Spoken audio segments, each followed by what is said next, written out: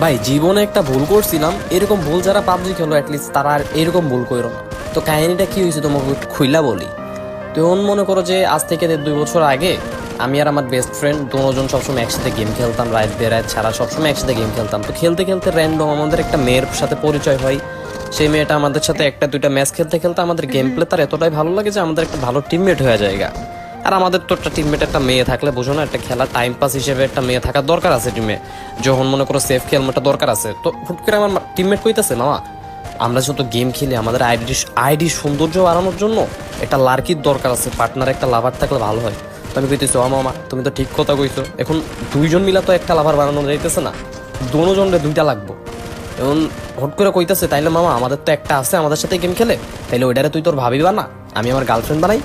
এরপরে নেক্সট টাইমে যদি আরেকটা র্যান্ডমে মায়া আসে ওইটা তোর হইব। তো আমিও বলদের মতো কই ঠিক আছে, তাইলে মামা এটা আমার মামি, আজ থেকে এটার আমি মামি কমো, তোমার গার্লফ্রেন্ড ঠিক আছে। তো ওইটা কইয়া ভাই যে নিজের গুহাটা নিজে কেমনে মারছি জানো না ভাই।